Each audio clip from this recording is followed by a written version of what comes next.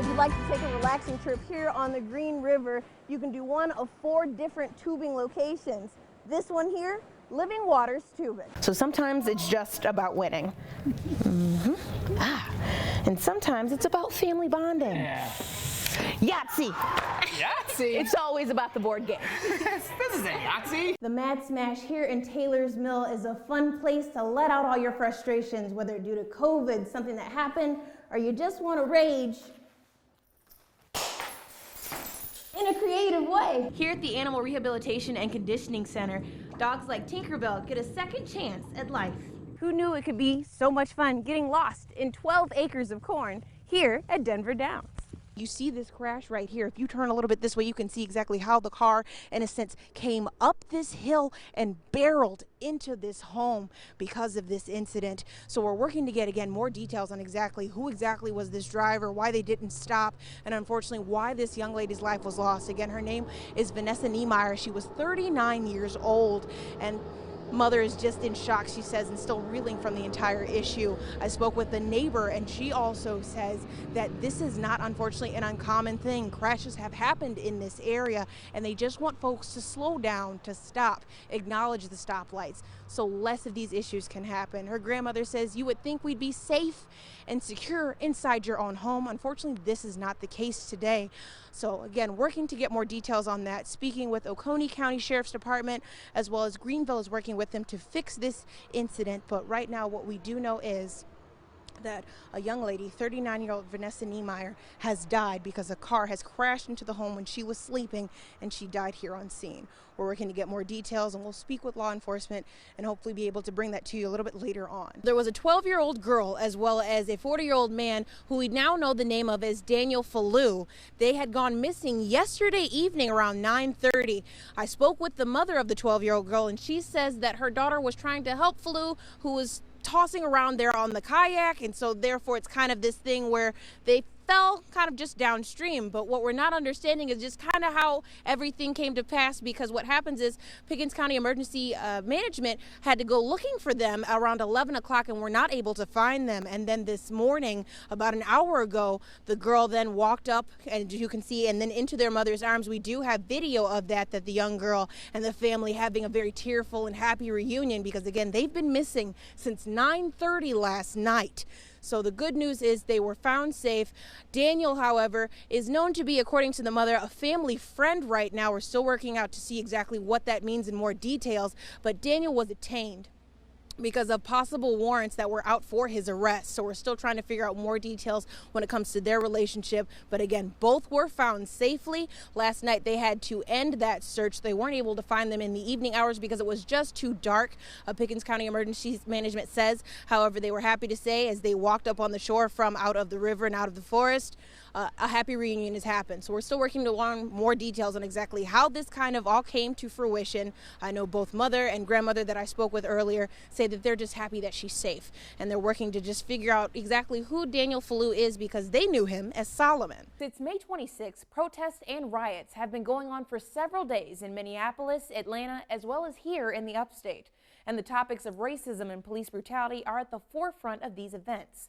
But do those who aren't protesting, who are just observing or listening, do they get to speak? Black Lives Matter!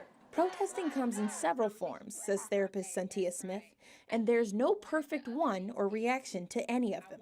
We can't stand in judgment of others who may want to handle this situation in a different way, right? Because we're all going to process it differently.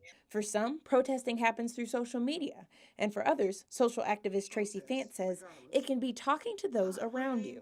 Is there a time and a place given today's situation? Like, is there a censored time? Now is the time. Every time is the time.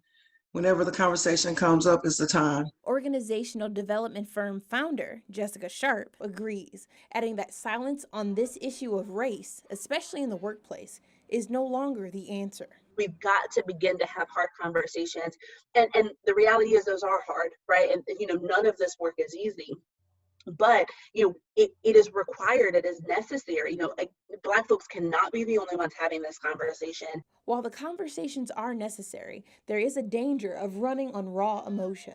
when it's this issue about race and injustice, we have to be very careful that we don't target our coworkers with that anger that we are feeling towards something else. So we have to be very mindful of when we are communicating that that person we are communicating to, most of the time, is not the person that the anger should be directed at. Some may not agree, and things can turn ugly, but the solution is simple. They are calling you a racist, or they are saying that you are on the wrong side of history, or whatever the case may be. It's best for you to take a step back and really think about, I don't understand the cause. Like, I don't understand where this person is coming from. Let me just take a step back and just release it. So, because I don't want to escalate it. That takes an empathetic way of dealing with it. But those who agree and want to help make change, but don't know where to go or feel like they don't belong, can know that they are welcome and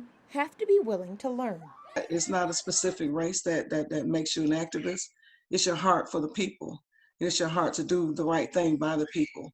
And it's knowing when to step in and when to step out. If you've got Black friends that you're really close to that are on your squad, on your team, have conversations with them, but don't just go to random Black people and ask them questions. Learn first, and then begin to have conversations that combine your thoughts and feelings and your education. So you may go to someone and say, I might get this wrong, but here's how I feel. Here's how I feel watching these things on TV. Here's how I feel experiencing this part of the world. And here's what I know based on my research. So let's combine those things in order to act differently. For Fant, actions like joining the protests in Greenville are her responsibility. It's no longer my responsibility to end racism. I no longer feel responsible to do that. But what I do feel responsible for is the young people that are out there this weekend who are marching, who are rallying, who are protesting, who are afraid, and who are angry, who are upset, who are having anxiety attacks.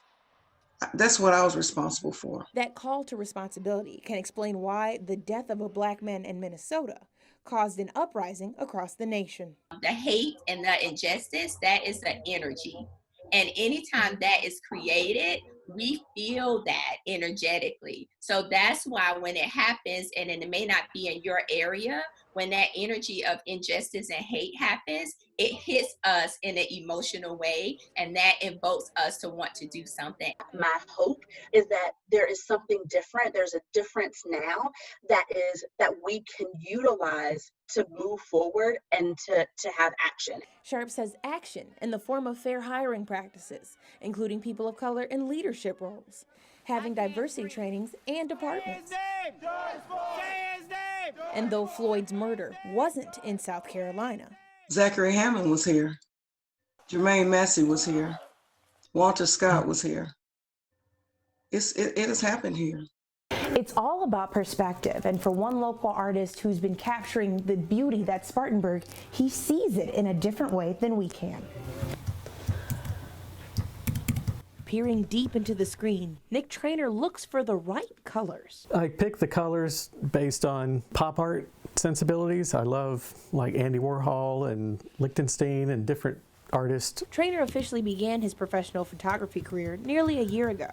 His studio wall is his inspiration, filled with warm memories and various points of Spartanburg, most in vivid color. Just anytime there's a splash of color, it makes me happy. And that's a big, important part of what I'm doing. He brings definition and vibrant colors into the world because this is what he first saw as a baby. I was actually born blind, and I could see light, but I couldn't see definition of any kind. My ophthalmologist started doing therapy on me, forcing me to work my eyes with the light. By the time I was 5, I was able to see out of one eye, my right eye. And so that's the moneymaker right there. Trainer is legally blind, but says vision for his passion has been 20/20 since he was 7. I always walked around and looked at everything because not being able to see when I was young really made me want to as I got older. He grew up in the world of visual arts, holding jobs as a graphic artist, store designer, visual merchandiser, and even a museum retail manager. Though doctors told him by 50 he'd lose his vision, he says it's just fine and nothing should stop you from living. If you feel like you have something you're interested in, run to it. Make yourself do it. Enjoy it and lean into it.